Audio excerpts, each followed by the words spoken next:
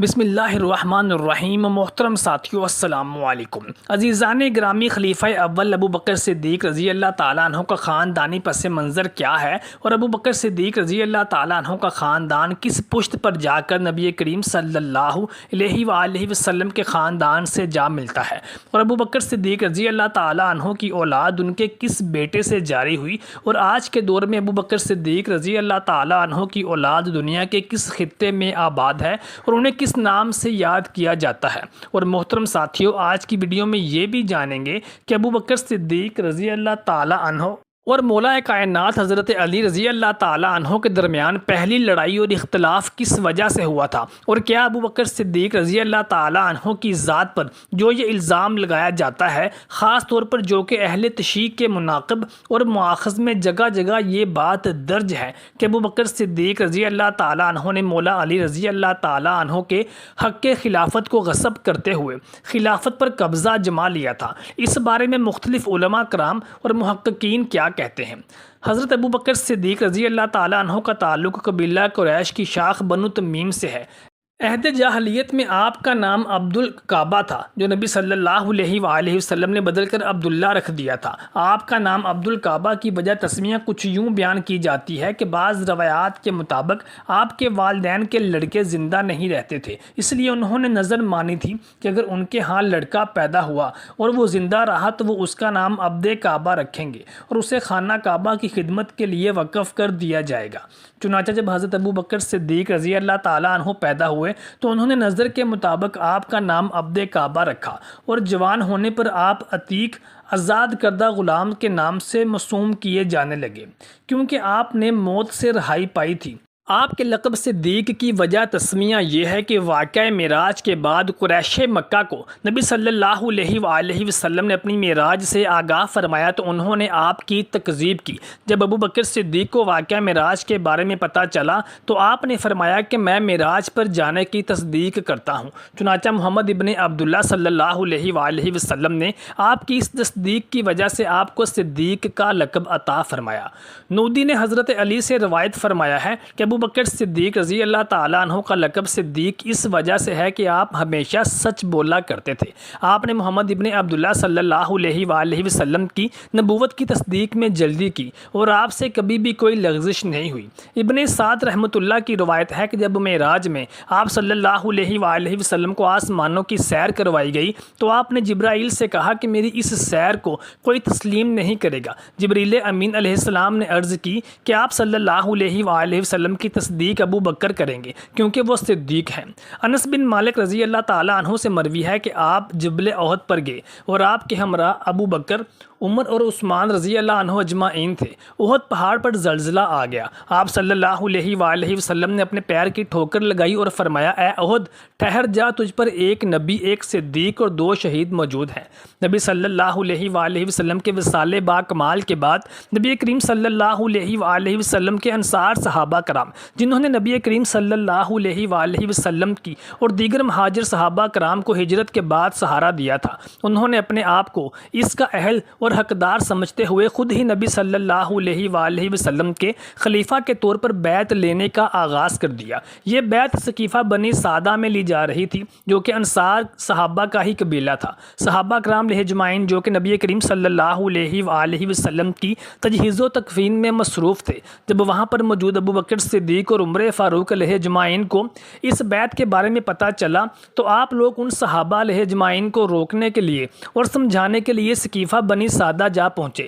وہاں پر جب بحث و طوالت کا شکار ہونے لگی اور کسی بھی ایک نام پر اتفاق نہ ہو سکا تو عمر فاروق رضی اللہ تعالیٰ عنہ نے آگے بڑھ کر سیدنا ابو بکر صدیق رضی اللہ تعالیٰ عنہ کے ہاتھ پر خلافت کی بیعت کر لی اور کہا کہ میں نبی معظم صلی اللہ علیہ وآلہ وسلم کے بعد ابو بکر صدیق رضی اللہ تعالیٰ عنہ کو ہی اس کا اہل اور حقدار سمجھتا ہوں، اور میں خود پہلے ابو بکر صدیق رضی اللہ تعالیٰ عنہ کی خلافت کی بیعت کرتا ہوں۔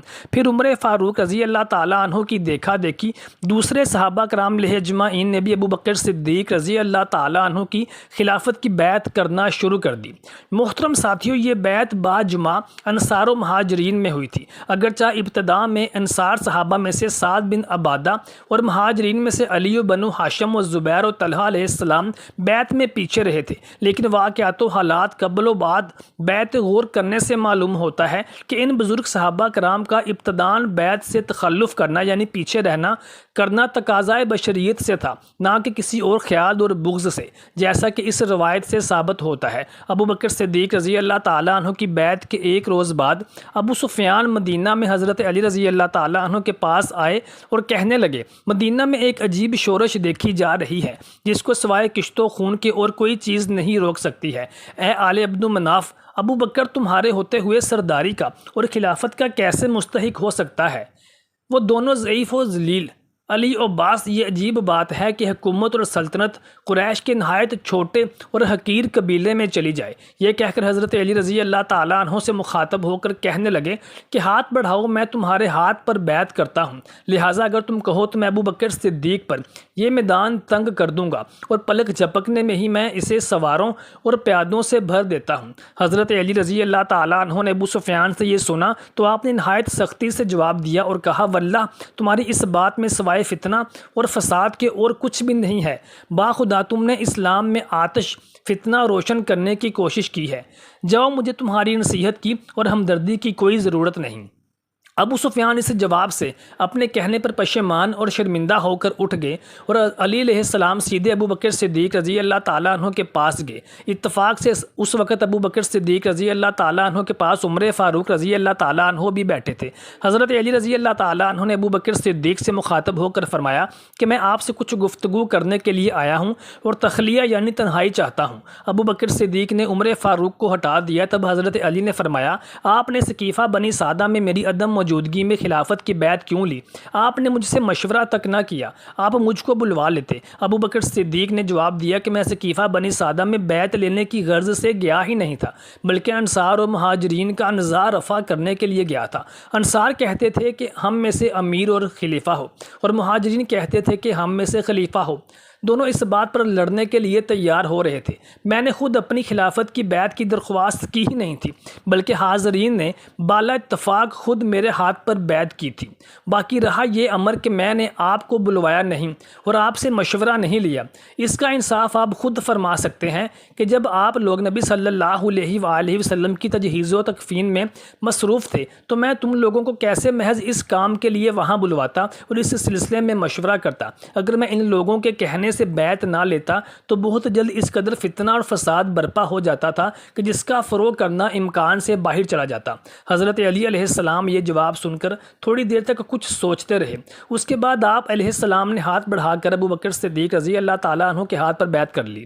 علامہ طبری نے لکھا ہے کہ نبی صلی اللہ علیہ وآلہ وسلم کے وصال کے 40 روز بعد حضرت علی نے ابو بکر صدیق کے ہاتھ پر بیعت کر لی تھی، اور یہی صحیح ہے۔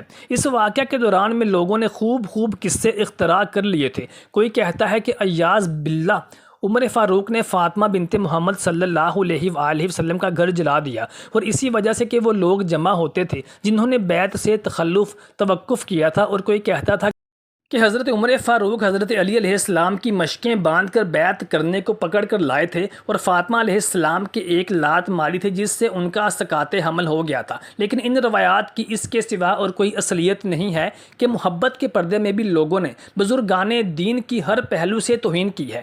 سیدنا ابو بکر صدیق رضی اللہ تعالیٰ عنہ کی بیعت کے بعد ام المومنین سیدہ عائشہ صدیقہ رضی اللہ تعالیٰ عنہ کے علاوہ تمام امہات المومنین نے چاہا کہ عثمان ذی النورین کو سفیر بنا کر خلیفۃ الرسول کی خدمت میں بھیجیں اور وراثت کا مطالبہ کریں۔ حضرت عائشہ علیہ السلام کو ان کے ارادے کا علم ہوا تو انہوں نے ان تمام امہات المومنین کو مخاطب کیا اور ان کو فرمایا کہ کیا تم اللہ عز و جل سے نہیں ڈرتی؟ کیا تم کو معلوم نہیں کہ رسول اکرم صلی اللہ علیہ وآلہ وسلم فرمایا کرتے تھے کہ میرے مال میں وراثت جاری نہیں ہوگی، میں جو کچھ بھی چھوڑ کر جاؤں گا صدقہ ہوگا۔ یہ ارشاد نبوی صلی اللہ علیہ وآلہ وسلم سن کر تمام ازواج مطہرات خاموش ہو گئیں اور ابو بکر صدیق رضی اللہ تعالیٰ عنہ کو اس معاملے میں کوئی فیصلہ صادر نہ کرنا پڑا۔ بحوالہ صحیح بخاری کتاب المغازی باب حدیث بنی نذیر نیز کتاب الفرائض۔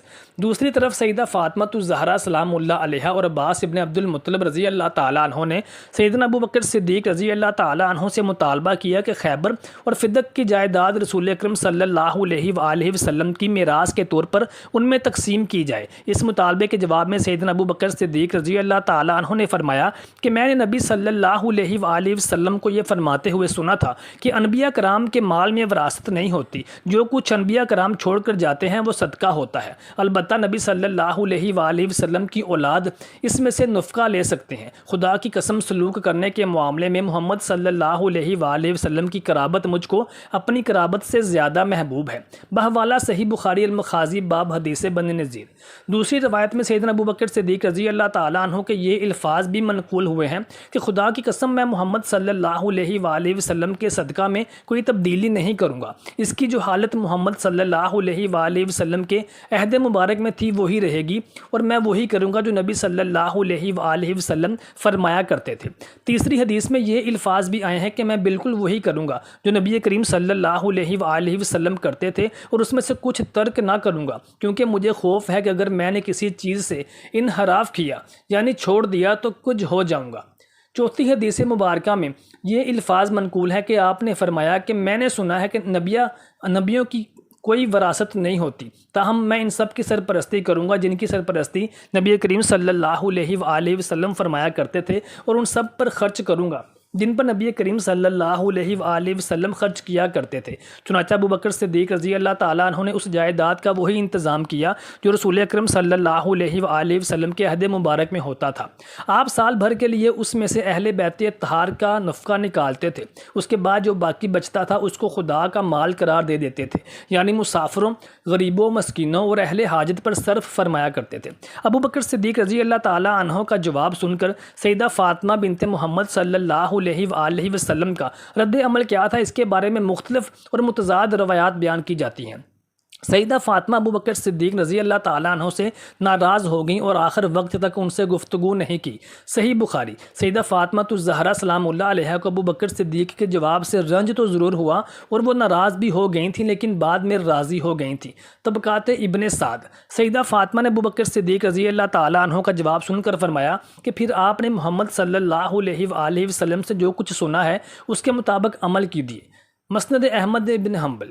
فاطمہ رضی اللہ تعالیٰ عنہ بیمار ہوئیں تو ابو بکر صدیق ان کی عیادت کے لیے تشریف لے گئے، ان کی مزاج پرسی کی اور فرمایا میں نے تو گھر بار، مال و دولت اور کنبہ و قبیلہ محض اللہ اور اس کے رسول صلی اللہ علیہ وآلہ وسلم کی رضا اور اہل بیت اطہار کی رضا کے لیے چھوڑا ہے۔ اس پر سیدہ فاطمہ علیہ السلام ان سے خوش ہو گئی تھیں اور کوئی غبار اور ناراضگی دل میں باقی نہ بچا تھا۔ البدایہ والنہایہ حافظ ابن کثیر۔ آپ سیدنا ابو بکر صدیق رضی اللہ تعالیٰ عنہ کے سب سے بڑے بیٹے ہیں۔ آپ قتیلہ بن عبد العزیٰ کے بطن سے پیدا ہوئے تھے اور سیدہ اسماء رضی اللہ تعالیٰ عنہ کے حقیقی بھائی تھے۔ ابو بکر صدیق رضی اللہ تعالیٰ عنہ نے جب اسلام قبول کیا تھا تو آپ نے بھی اپنے والد گرامی کے ساتھ ہی اسلام قبول کر لیا تھا۔ ہجرت مدینہ کے وقت آپ اپنے والد ماجد نبی صلی اللہ علیہ وآلہ وسلم کی خدمت میں مشغول رہتے تھے۔ آپ کے سپرد یہ کام تھا کہ دن بھر کی قریش کی جو بھی خبریں ہوا کرتی تھیں وہ شام کو غار ثور میں پہنچا دیا کرتے تھے۔ آپ نے ام رومان، عائشہ اور اسماء کو لے کر مدینہ منورہ کی جانب ہجرت فرمائی تھی۔ نبی کریم صلی اللہ علیہ وآلہ وسلم اس وقت خود مدینہ منورہ بخیر و عافیت پہنچ گئے تھے۔ آپ فتح مکہ اور غزوہ حنین اور غزوہ طائف میں بھی شریک رہے تھے۔ غزوہ طائف میں آپ کو ایک تیر لگا تھا جس سے شدید زخمی ہو گئے تھے اور علاج معالجے کے بعد وہ زخم مندمل ہو گیا تھا، لیکن نبی کریم صلی اللہ علیہ وآلہ وسلم کے وصال باکمال کے 40 روز بعد وہ پھر سے پھوٹ پڑا، جس سے آپ کی شہادت واقع ہوئی تھی۔ آپ کا ایک بیٹا تھا جو کم سنی میں ہی وفات پا گیا تھا اور آپ کی نسل آگے نہ چل سکی۔ محمد ابن ابی بکر صدیق آپ ابو بکر صدیق رضی اللہ تعالیٰ عنہ کے چھوٹے بیٹے ہیں۔ آپ کی والدہ سیدہ اسماء بنت امیس ہیں۔ جب اسماء بنت ابو بکر صدیق نے ابو بکر صدیق کی وفات کے بعد حضرت علی علیہ السلام سے نکاح کیا تو آپ بھی ان کی زیر عطافت میں آ گئے تھے اور آغوش مرتضوی میں تعلیم و تربیت حاصل کی تھی۔ حضرت علی رضی اللہ تعالیٰ عنہ نے آپ کو اپنے عہدۂ خلافت میں مصر کا گورنر تعینات کیا تھا۔ مصر پر جب عمر بن عاص نے حملہ کیا تو آپ نے ان کا پرزور مقابلہ کیا، لیکن شکست کا شکار ہوئے اور گرفتار ہو گئے۔ معاویہ بن خدیج نے آپ کو قتل کر دیا تھا۔ بعض روایات کے مطابق محمد ابن ابی بکر صدیق کو گدھے کی کھال میں ڈال کر جلا دیا گیا تھا۔ آپ سیدنا ابو بکر صدیق رضی اللہ تعالیٰ عنہ کی بڑی صاحبزادی ہیں۔ آپ ہجرت مدینہ سے 27 سال پہلے مکہ مکرمہ میں پیدا ہوئی تھیں۔ آپ کا نکاح عشرہ مبشرہ میں شامل صحابی رسول زبیر بن عوام رضی اللہ تعالیٰ عنہ سے ہوا تھا، جن سے عبداللہ بن زبیر تولد ہوئے تھے۔ یہ عبداللہ بن زبیر حجاج بن یوسف کے ہاتھوں دردناک شہادت کے 20 روز بعد آپ بھی وفات پا گئی تھیں۔ عبد الرحمن بن ابی بکر صدیق بھی حضرت ابو بکر صدیق رضی اللہ تعالیٰ عنہ کے صاحبزادے تھے، اور انہوں نے بنو امیہ کے خلاف علم بغاوت بھی بلند کیا تھا اور بنو امیہ کے خلاف کئی تحریکوں کا حصہ بھی رہے تھے۔ جب مروان بن حکم یزید کی بیعت لینے کے لیے مدینہ منورہ آیا تھا تو یہ عبد الرحمن بن ابی بکر صدیق ہی تھے جنہوں نے کھڑے ہو کر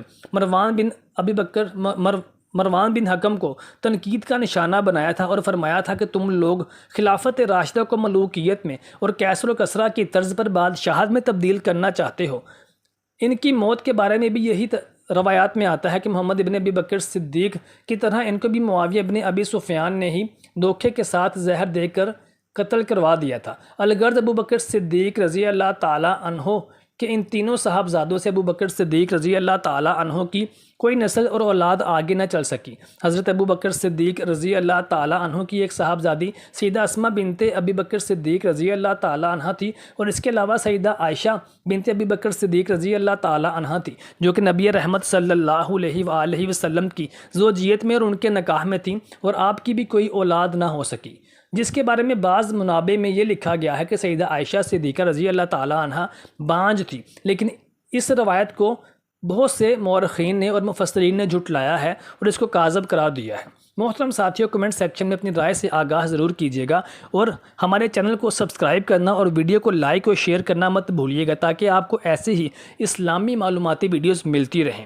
محترم ساتھیوں، آپ سے گزارش ہے کہ کمنٹ سیکشن میں یہ بھی بتائیے گا کہ اسلامی کرداروں کے شجرہ انصاب کے بارے میں ویڈیوز آپ کو کیسی لگتی ہیں، اور اگر آپ کسی مخصوص اسلامی کردار اور شخصیت کے بارے میں، اس کی نسل اور اولاد کے بارے میں جاننا چاہتے ہیں تو کمنٹ سیکشن میں ضرور بتائیے گا۔